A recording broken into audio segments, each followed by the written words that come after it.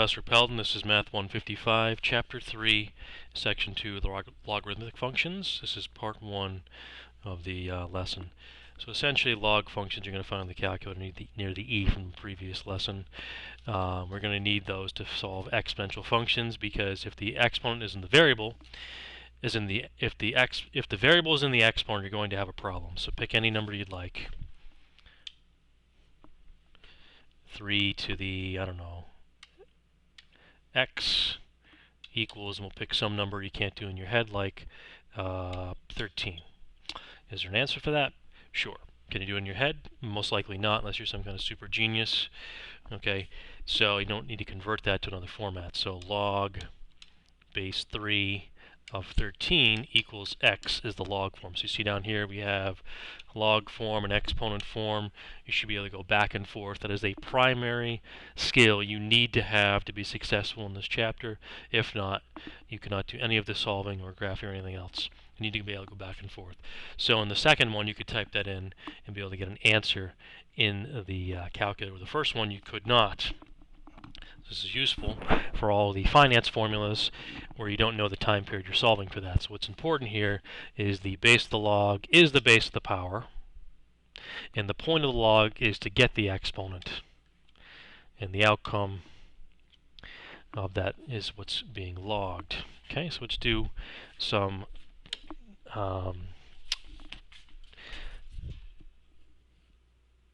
transformations back and forth, which is a primary skill for this chapter.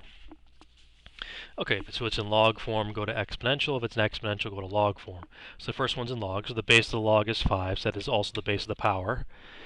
So 5 to the 2 equals x, because the point of the log is to get the exponent, which is 2.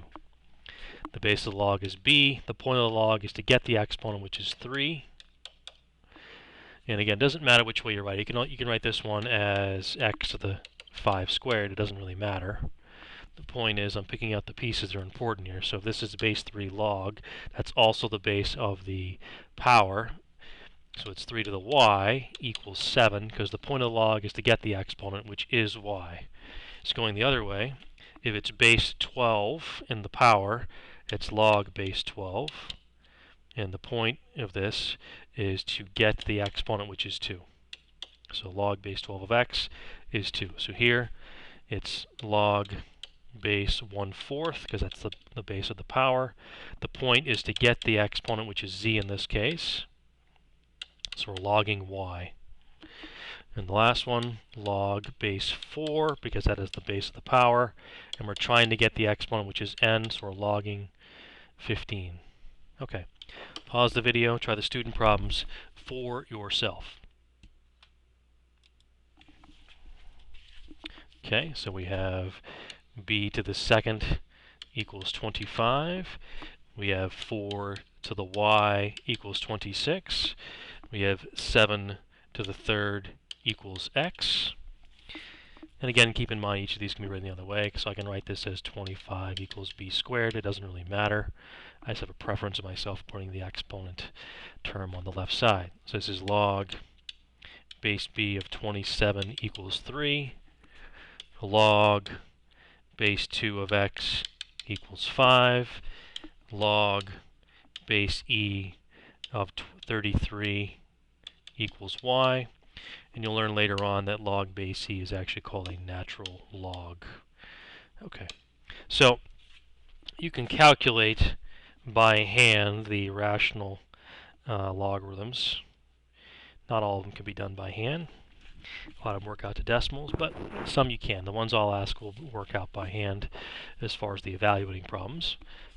So these must equal something. As to what that is, who knows? So if I think about this, this is actually 2 to the question mark equals 16. So 2 to what power is 16? Well, that's 4. So that's scenario 1. Scenario 2, this is 7 to some question mark equals 1/49. So I need to flip it over. Well, what kind of exponent flips you over? Does a reciprocal? That's a negative exponent. So that would just give me 1/7 though. 7 to what power is 49? Well, that's 2. Okay. Third scenario, it's going to equal some number. 25 to what power equals 5. Well, I need to get smaller, but a negative exponent doesn't do that. It flips me over. So the first scenario, the positive exponent made me bigger. The negative exponent flipped me over, did a reciprocal. So if it's not a positive number, it's not a negative number, whole numbers, integers, it must be a fraction. In this case, it's 1/2, right? That's your options, positive, negative integers, or fractions. Because again, what does a fraction do? A fraction really means a radical. Square root of 25 is 5. Okay, and a caveat case being when the exponent's already there. So this is 2 to the question mark equals the 5th root of 2. Or 2 to the question mark equals 2 to the 1/5 power, because you should maintain your skills from earlier in the chapter, which is that radicals are exponents, exponents are radicals if they are fractions. So clearly question mark is 1/5. Okay, pause the video, try the student problems for yourself. Okay, student problems. This is 10 to what power is 100? That's clearly 2. 5 to what power is 1/125th? Well, it has to be negative to flip it over. And then the third power, 5 to the third power, gives me 125. Question mark. 36 to what power gives me 6? I need to get smaller. And I do that with a 1/2. Square root of 36 is 1/2. And lastly, 3 to what power is 3 to the 1/7th? Because that's what root 7 is. Clearly it's 1/7 to make that match. Okay, page 8.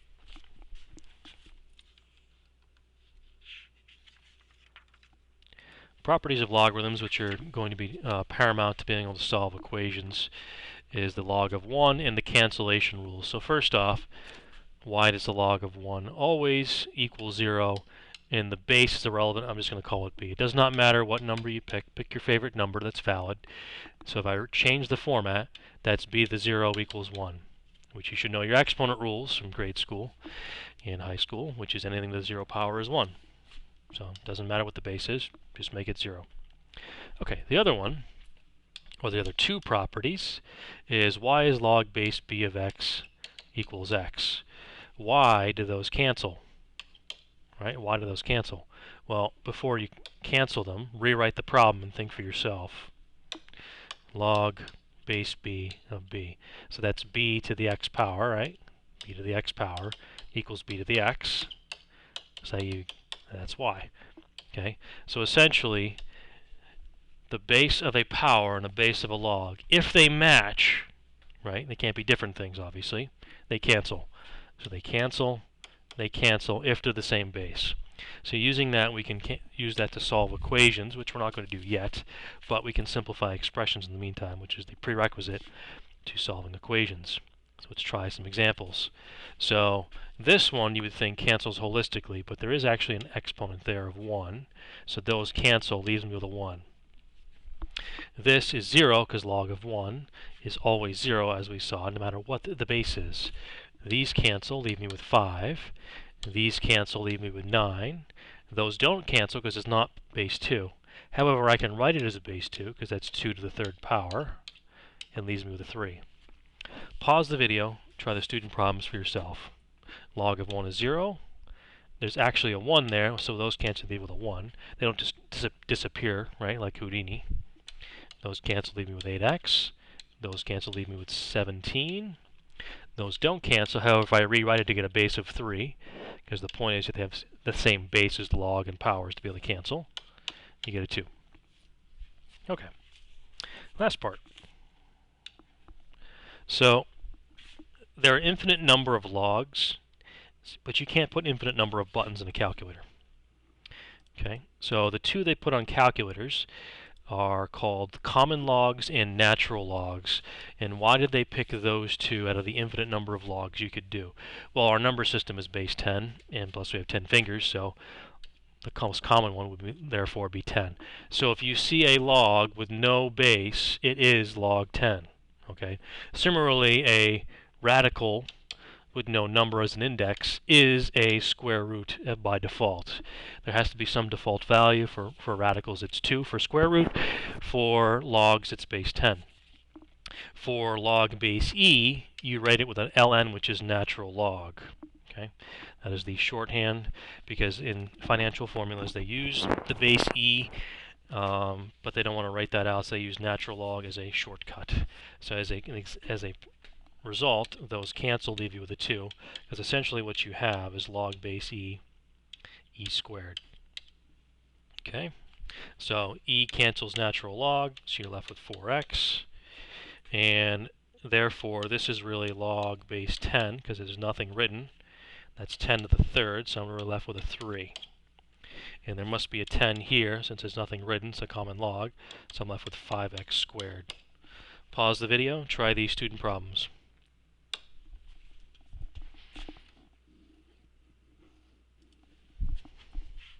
Okay, student problems. Natural logs cancel Euler's number. Euler's number cancel natural logs. That must be a 10 there, so you have log base 10 of 10 to the second power. Therefore you have 2. And that cancels there, leaves you with a 5. Okay, so the last part is graphing and solving. What are the possible values you can plug in, i.e. the domain? Well, a couple things. You can't be 0, and you can't be negative as to what you're plugging into log, regardless of what the base is. So take any log you want, log base b to the x, I guess, equals 0. Okay. Well, that's b to the 0 equals x. That's fine. You just get a 1. Correct? However, let's try this again.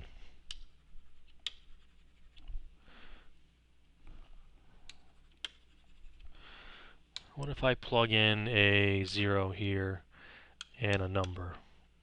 Alright. Well, then what number gives me 0? It doesn't matter what number you pick for b. Okay, pick 3, pick 4, pick 5. What kind of exponent gives you 0? What if I plug in a positive number, right? So b to the third, does that give me 0? No. Plug any other positive number, does that give you 0? No. Plug in a fraction, 1/3, 1/4, 1/5, any fraction, does those give you 0? No. Gives you smaller numbers, doesn't give you 0. Plug in a negative. Does a negative give you 0? No. It flips it over, gives you reciprocal, right? Well, what if I plug in 0? No, because b to the 0 is 1. So you can't have a 0 here. That is not possible for any of these. You cannot plug in 0. Okay?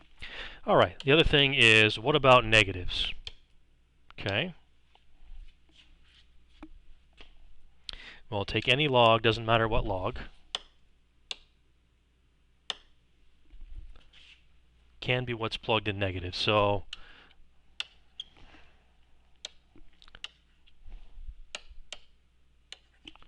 I'm on the eraser, that's why. Log base b of some negative number equals x. Okay, so rewrite that. B to the x equals a negative number. Okay, pick any number you want for b. 3, 4, 5, 6, doesn't matter. Whatever number you want. Okay? Pick a number. I don't know, we'll pick 3. Whatever you want, doesn't matter. Or 4, since that's the other previous problem. 4 to what number gives you negative? Well, if I plug a positive number into there, 2. Does that give me a negative outcome? No. If I plug in a fraction, 1/2, does that give me a negative number? No. Gives me a smaller number. If I plug in a negative, does that give me a negative? No, that just flips me over, correct? It's a reciprocal. It would just be 1/4. So positive numbers, negative numbers, and fractions will not give me negative. So basically, you can't do 0, and you can't do negatives. Thus, what's inside the parentheses for a log, in this case x plus 3, must be greater than 0. You can't be 0, you can't be negative. Therefore, x must be greater than negative 3. So I'm negative 3 to infinity, but not including negative 3 as my domain. Okay, let's look at that in a graphing calculator.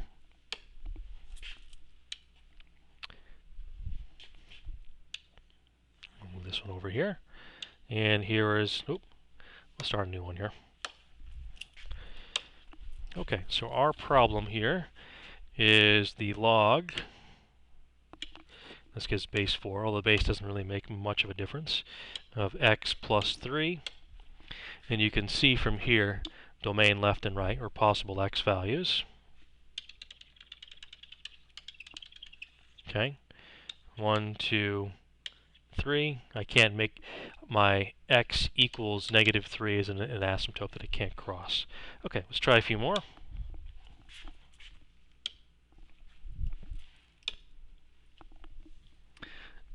Alright, so likewise, 4 minus x must be greater than 0. So if I minus 4, negative x must be greater than -4. If I divide by -1, x is greater than 4 is incorrect. Because when you divide by a negative, you switch the sign.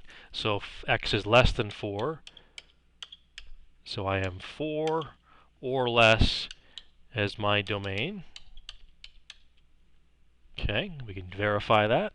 So that's a log base 10 since it's a common log. So let's see. Menu graph function. And we have a log, common log. Was it 4 minus x? We'll move the function out of the way here. Move that one over there. Move that one up. Oops. Let's see. Control Z to unchange that. Move that up there. Okay, we can see from this, I have an asymptote at x equals 4. 1, 2, 3, 4. And I can't cross that line. So I'm 4 or less. Okay, 2 more. Okay, so here's the trick here. X must be greater than 0, correct? But here's the trick. That squared makes it always positive. So even if I plug in a negative number, it's still going to be positive. So basically, x just can't be 0. So my domain is -infinity to 0, not including 0, union 0 to infinity. So that's a tricky one. You can't just do x greater than 0, because the squared makes it always positive. So let's try. So that's the natural log of x squared. Okay. So menu graph function, natural log should be over in the logs. Natural log of x squared, oh, that's 2, squared graph, and there we go. So it goes forever left and forever right. You notice it can't hit the 0. It's trying to on both sides, but it can't do it. Okay, so let's try the last one.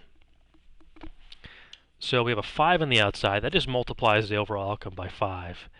It doesn't affect what's happening in the inside of the parentheses, though. That's what's important. The fact that it's a natural log makes no difference. That's just log base e. Because notice we did different bases here. The base makes no difference. Either way, the 2x minus 3 must be greater than 0. So if I add 3, I get 2x is greater than 3. And if I divide by 2, x is greater than 3 halves. So 3 halves to infinity is the domain, but not including 3 halves. So let's try that graphing and see how the 5 doesn't really make a difference here. So menu, graph, function, 5 times the log, and that was, oh, that was a natural log, wasn't it? Sorry. So it was a log, it's just the natural log. We could have put a base here, e there, I guess. 2x minus 3, enter. And we'll move that out of the way. And you can see here that at 1.5 or 3 halves, we get our asymptote. A little sloppy, but it's there. All right, pause the video. Try the student problems for yourself.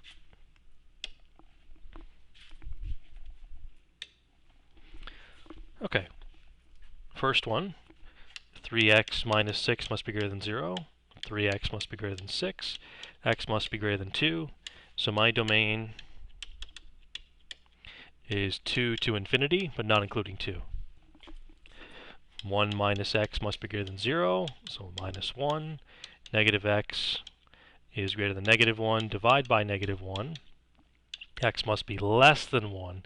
You flip the sign, you divide by a negative. So it's 1 and negative infinity going the other way, and that is my domain. Didn't make a very good hillbilly racetrack there. We'll try again. Okay. So here's the trick, that if you square it, it's always going to be positive. We don't have to worry about the negatives in this case. We do have to worry about when x minus 3 equals 0, though, because that can't happen. So basically, if you plug in 3, you're going to get 0. Otherwise, no matter what you plug in, you'll get a positive, negative number, which the outcome will be positive because of the squared. So your domain here is negative infinity to 3, union 3 to infinity. Alright, the last one, the plus 5, makes no difference. We only care that 2x is greater than 0, and that x is greater than 0. Adding 5 to the final answer doesn't make any difference to what's inside the logarithm. So my domain is 0 to infinity. That is the end of part 1.